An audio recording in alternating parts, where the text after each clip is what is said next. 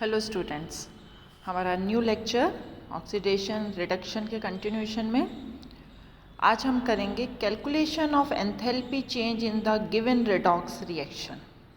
इसके दो पार्ट हैं। फर्स्ट, जिसमें हम लेंगे redox reaction involving metals, and second redox reactions involving non metal.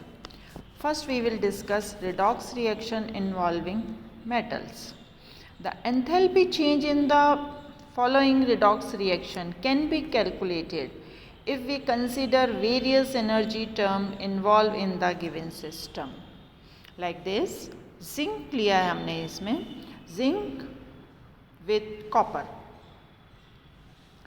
give rise to zinc metal in aqueous form and copper in solid form.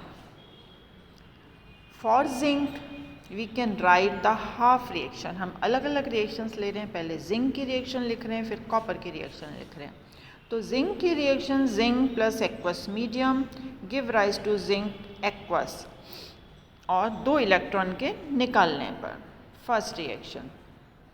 For copper we can write the half reaction like this, copper with aqueous media give rise to copper metal, copper ion in aqueous form involving 2 electrons. The half reaction 1 of zinc can be obtained by adding following reactions like this. Zinc से zinc gases form में convert हुआ, जिसमें delta H0 release हुआ 130 kilo joule per मोल। इसी की second reaction, अब zinc क्या बना, zinc gases state, zinc gases state converted into zinc metal in gaseous state plus 2 electrons, 2 electron निकल रहे हैं। यहाँ डेल्टा H की काफ़ी वैल्यू है, that is 2650 kilo joule per mole. Third reaction is zinc metal gaseous state plus aqueous zinc metal in aqueous, और यहाँ delta H की वैल्यू है -2930 किलो जूल। इनको हम कंबाइन करके लिखते हैं तो zinc solid plus aqueous give rise to zinc metal aqueous plus 2 electrons, जो कि 2 इलेक्ट्रॉन इसमें से रिलीज हो रहे हैं, एंड डेल्टा H की वैल्यू है यहाँ पर टोटल। इसको कैलकुलेट किया तो ये बचा -150 kilo joule per mole, reaction number 6। Similarly, we can calculate the enthalpy change for the half reaction for copper. Copper की जो half reaction सेकेंड रिएक्शन है उसको हम इस तरीके से डिटेल में कर सकते हैं, that is first step copper solid give rise to copper gaseous state, delta H0 की वैल्यू है 340 kilo joule per mole. Second copper gaseous state converted into copper metal gaseous state by releasing 2 electrons, delta H की value है 2705 kilo joule per mole. Third reaction is copper metal in gaseous state plus aqueous state give rise to copper metal in aqueous state, and delta H की value है -2985 kilo joule per मोल।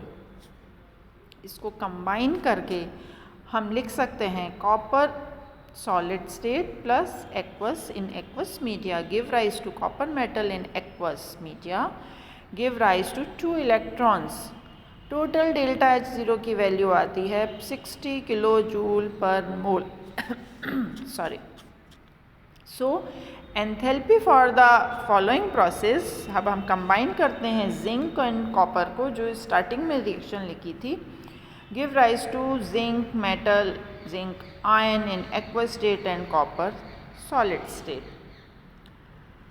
हम reaction number 10 और reaction number 6 को subtract करके delta H की value निकाल सकते हैं। इसमें बची -150 एंड कॉपर में आई थी 60 किलो जूल पर मोल। इससे आती है हमारी टोटल डेल्टा H की value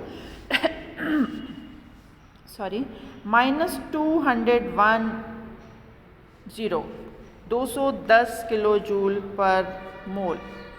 In the above mentioned example, the entropy of products and reactants is nearly same, means delta S is almost equal to 0, therefore delta G and delta H,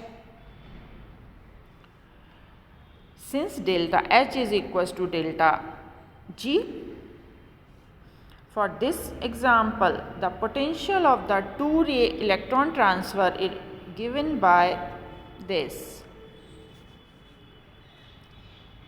Now next, redox reaction involving non-metals. Non-metals में हम example लेते हैं, best example for non metal halogens. तो इसमें हम redox reaction ले रहे हैं फ्लोरीन और क्लोरीन के बीच में. फ्लोरीन और क्लोरीन के बीच में इस तरीके से reaction, fluorine reacts with chloride, give rise to chlorine gas and fluoride in aqueous media. Similarly जैसे कॉपर एंड जिंक के लिए किया था, हम हाफ रिएक्शन फ्लोरीन के लिए करेंगे, देन हाफ रिएक्शन क्लोरीन के लिए करेंगे. Half reaction for chlorine, first fluorine के लिए ले रहे हैं. फ्लोरीन इन एक्वस मीडिया प्लस इलेक्ट्रॉन की प्रेजेंस में ये दे रहा है fluoride in aqueous media. The value of delta H0 can be calculated by following data. In first step delta H की वैल्यू है 78 kilo joule per mole. Second step में जब fluorine gases form में है, इलेक्ट्रॉन लेती है और fluoride gases बनाती है, तो डेल्टा H0 की वैल्यू है -360 kilo joule per mole. Third step fluoride gas plus aqueous, fluoride aqueous media, delta H0 की वैल्यू है -483 किलो जूल. इसको हम पूरा कैलकुलेट करते हैं तो इसमें डेल्टा H की वैल्यू आती है -765 kilo joule per mole. In case of chlorine the delta H0 for the half reaction, chlorine के लिए इस तरीके से हम हाफ रिएक्शन लिखेंगे.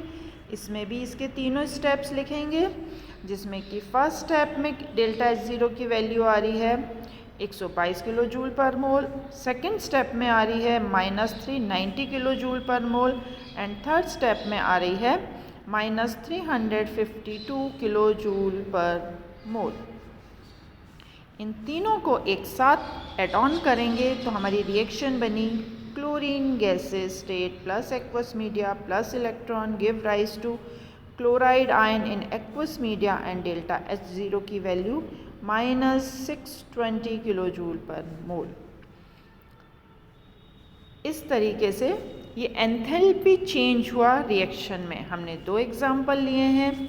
दो एग्जाम्पल में से एक एग्जाम्पल हमने मेटल का लिया, दूसरा एग्जाम्पल हमने नॉन मेटल का लिया. तो यहाँ देखने से हमें ये क्लियरली पता चलता है कि यहाँ भी जिस तरीके से कॉपर और जिंक में था, यहाँ पर भी डेल्टा S जो है वो ऑलमोस्ट 0 है. So in this case delta G is equals to delta H. This is almost equal. तो इस तरीके से हम पोटेंशियल जो इलेक्ट्रॉन ट्रांसफ़र में पोटेंशियल है इस रिडॉक्स सिस्टम में, उसको हम इस तरीके से मेंशन कर सकते हैं, इस तरीके से हम लिख सकते हैं. The value of this reaction 1.55 is in good agreement with the experimental values. So the small difference in the value is because we have practically ignored the entropy factor and made calculation assuming delta S is equals to 0. So बहुत ज़्यादा difference नहीं है theoretical and practical value में. जो थोड़ा सा difference आ रहा है वो इसलिए आ रहा है कि हम प्रैक्टिकली कई चीज़ें इग्नोर कर जाते हैं, जैसे कि एंट्रोपी फैक्टर को इग्नोर कर दिया. तो ये हुआ हमारा रिडॉक्स रिएक्शन में एंथैल्पी की कैलकुलेशन, एंथैल्पी चेंज जो हो रहा है उसकी कैलकुलेशन, डेल्टा H0 की कैलकुलेशन.